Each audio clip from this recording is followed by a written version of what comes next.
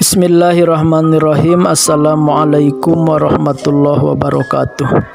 Alhamdulillahilladzi farrada siyam wasilatan littaqwa. Wassalatu wassalamu ala nabiyil mustafa wa ala alihi wa sahbihi ahli sidqi wal wafa.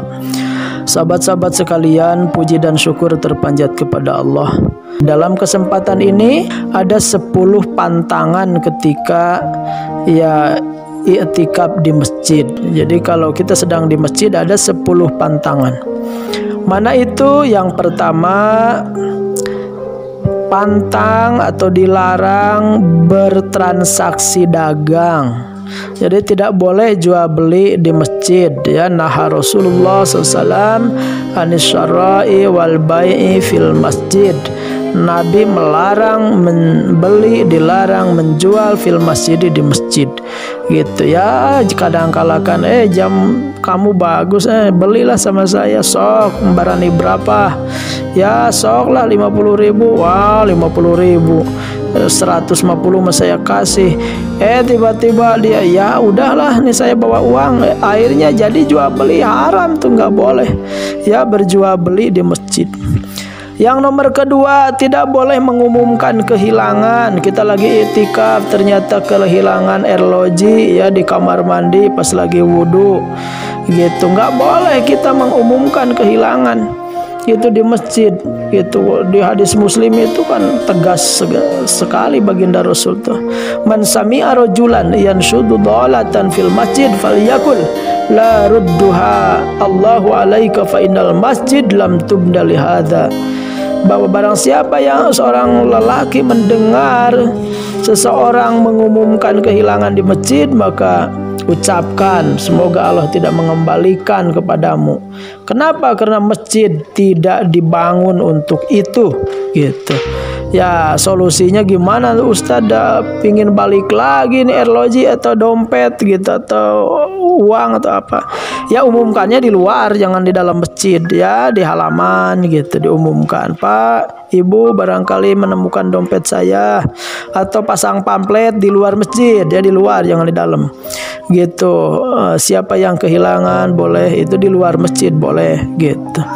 Jadi tidak boleh mengumumkan kehilangan. Yang ketiga, ya pantangan di masjid yang nomor ketiga, pantang bicara duniawi. Nah ini yang sering banyak terkecoh, gitu. Ya ngobrolin jabatan, ngobrolin bisnis tok saja yang nggak ada hubungannya dengan umat, dengan masjid, gitu. Atau mungkin juga ya kita ngobrolin proyek dan lain sebagainya. Jadi tidak boleh gitu bicara duniawi di masjid. Man takallama bikalami dunya fil masjid ahbatallahu amalahu arba'ina sanah. Barang siapa yang berbicara dengan pembicaraan duniawi tok saja di dalam masjid, ahbatallah, maka Allah akan menghanguskan amalahu arba'ina sanah, amalnya 40 tahun. Nauzubillah kan, 40 tahun amal kita dihanguskan. Jadi jangan membicarakan duniawi tok saja di masjid. Selanjutnya yang nomor keempat, dilarang melangkahi atau melewati orang yang sedang sholat. Walaupun anak kecil lagi sholat, anak kecil ini dilewati aja gitu ya, nggak boleh. Karena jangan dilihat anaknya, tapi dilihat yang disembah oleh anak ini siapa? Allah subhanahu wa ta'ala. Lau ya'lamu al-mari baina yadil musalli mada alaihi lakana ayakifa arba'ina khairan lahu man yamurra baina yadaihi. Jadi barang kalaulah tahu orang yang lewat di depan orang sholat, ya tahu larangannya, tahu bahayanya, gitu ya, tahu ancamannya, gitu, maka dia akan ya diam arba'ina 40, bakal menunggu 40. Ya di sini 40 ininya perawinya apakah 40 hari, 40 bulan, 40 tahun, lupa, gitu. Daripada harus melewati orang yang sedang sholat, begitu. Jadi jangan melangkahi melewati orang yang sholat. Kan biasanya ada satir itu pembatas lah, biasanya oleh sajadahnya. Kalau di luar sajadah nggak masalah. atau ada nyimpen kopea atau nyimpen sorban gitu sebagai pembatas, ini loh tempat sholat saya sampai sini. Nggak masalah kalau ngelewat di atas itu mah. Ini mah ke tengah-tengah orang yang sedang sholat itu haram, nggak boleh. Yang nomor kelima, mengganggu penciuman orang di masjid, ya. Jadi mengganggu ya aroma lah di masjid.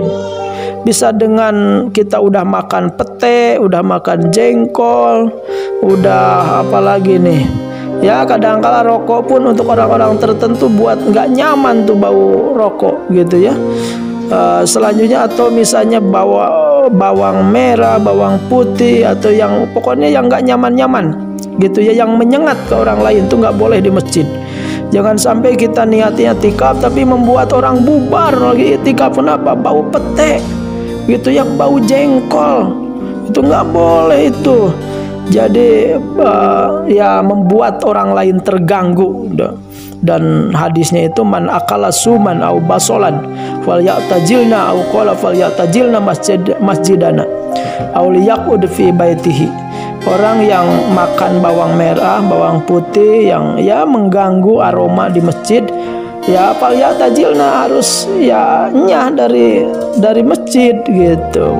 Cukup liyaqud, ya duduk aja di rumahnya gitu sampai dia udah netral lagi. Jadi tidak boleh mengganggu ya aroma di masjid gitu. Yang nomor keenam, tidak boleh berucap dan berperilaku buruk di masjid itu.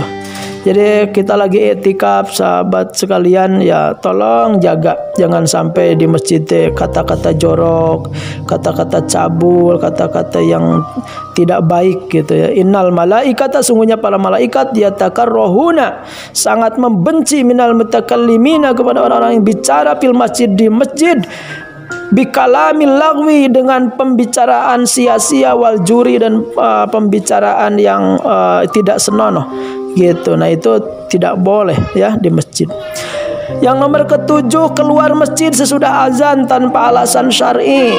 Udah adzan gitu ya, menjelang ya mau qomat dia malah keluar, itu nggak boleh. Kecuali sih ya ada udzur syar'i, misalnya kebelet nih mau ke air, ya nggak masalah itu mah. Atau aduh ketinggalan nih dompet ya, khawatir ada yang ngambil misalnya, ya kembali dulu gitu, masuk lagi, nggak masalah kalau ada kepentingan syar'i. Tapi kalau nggak ada, saya mau ngangin aja keluar sumpek di masjid, padahal udah adzan, itu nggak boleh. Kita tunggu sambil zikir menunggu qomat gitu, intidurus sholah, menunggu sholat sambil berzikir gitu. Yang nomor ke-8, pantangan di masjid itu teriak-teriak dan bikin gaduh. Ya wala yarfa'anna ba'dukum ala ba'din fil qira'ah aw fis shalah. Tidak boleh kita meninggikan satu dengan lainnya, yaitu suara kita. Apakah itu membaca Quran, apakah itu lagi sholat cecelewungan, sholat gogorowokan, alhamdulillah, sampai membuat orang-orang terganggu, itu haram ya di masjid. Yang nomor ke-9, haram membawa senjata tajam ya, membawa cerulit ke masjid, bawa bedog ya, bedog golok ya sahabat sekalian, itu nggak boleh gitu. Jadi tidak boleh membawa senjata tajam. Selanjutnya nggak boleh meludah di masjid ya, al-buzzagu fil masjid khati'atun, yang meludah di masjid itu kesalahan besar, jadi tidak boleh. Nah itu 10 pantangan ketika kita sedang i'tikaf di masjid. Adapun yang tidak ada pantangan di sini, misalnya boleh nggak makan, boleh nggak minum, boleh nggak tidur, itu dibolehkan, nggak ada masalah gitu. Itu saja sahabat sekalian, karena saya posisi lagi di perjalanan ke Subang, jadi saya i'tikafnya di pondok pesantren Subang ya, di Saung sebenarnya, karena belum ada bangunan. Saya mau dengan santri-santri senior mau ya inilah khotaman ya, 30 juz Al-Quran dan khotaman kitab insya Allah di Subang ini ya. Jadi di Asrul Awakhir ini ya saya finalisasi anak-anak gitu supaya keilmuannya matang dan nanti bisa dimukimkan, ditebar anak-anak yatim ini di pelosok-pelosok daerah. Jangan sampai dakwah itu ke kota terus, kita harus isi ya di pelosok-pelosok dengan dakwah Islam. Mohon doanya, mohon dukungannya. Terima kasih. Mudah-mudahan Allah menerima sholat kita, menerima perjuangan dakwah kita, menerima niat ikhlas kita, menerima semua amal ibadah kita, dan menutup semua celah yang akan membatalkan amal-amal kita, misalnya ria. Ya Allah, lindungi kami dari ria, dari sum'ah, lindungi kami dari ujub, dari takabur, lindungi kami dari merasa diri soleh, merasa diri sudah taat. Lindungi kami ya Allah, jangan sampai hancur amal-amal kami yang susah payah kami lakukan dengan niat yang salah, dengan perilaku yang salah. Setiap detik hidup kami mempertanggungjawabkan setiap inci hidup kami. Ya Allah, jadikan amal-amal Ramadan kami menjadi asbab kami husnul khatimah, menjadi sebab kami Idul Fitri kembali kepada kesucian. Terima kasih semuanya. Akhirul kalam, assalamualaikum warahmatullahi wabarakatuh.